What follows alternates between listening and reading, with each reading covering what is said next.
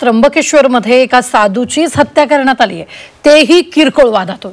नेमका काय प्रकार घडलाय जाणून घेऊयात या रिपोर्टमधून।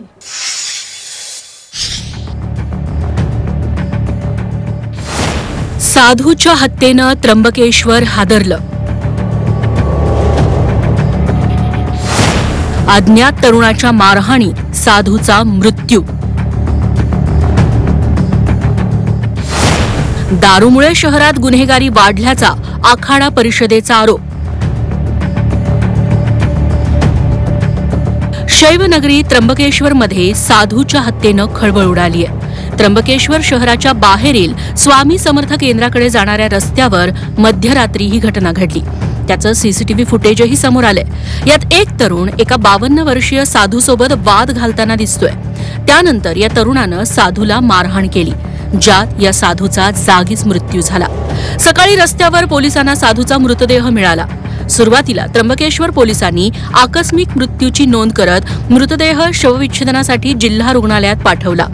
तसंच साधूंच्या आक्रमक पवित्र्यानंतर पोलिसांनी आता खुनाचा गुन्हा दाखल करत याबाबत चौकशीला सुरुवात केली आहे। काल त्र्यंबकेश्वरमध्ये सकाळी साधारणतः 9 वाजता एका व्यक्तीची, ज्यांचं नाव आहे प्रभाकर सदाशिव घोटे, वय 52, यांच्या मृत्यूबद्दल पोलीस स्टेशनला माहिती मिळाली। त्यानुसार त्र्यंबकेश्वर पोलीस स्टेशन येथे अकस्मात मृत्यूची नोंद करण्यात आली।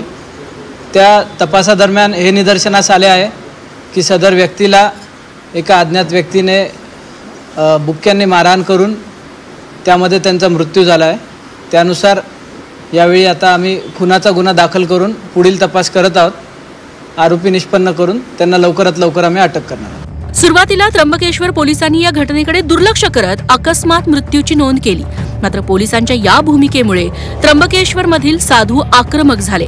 पोलीस किरकोळ घटना म्हणून याकडे पाहत असताना त्र्यंबक आखाडा परिषदेनं पोलिसांकडे सीसीटीव्हीत कैद झालेले हत्येचे पुरावे सादर केले। झी 24 ताससह मीडियानंही ही बातमी लावून धरली।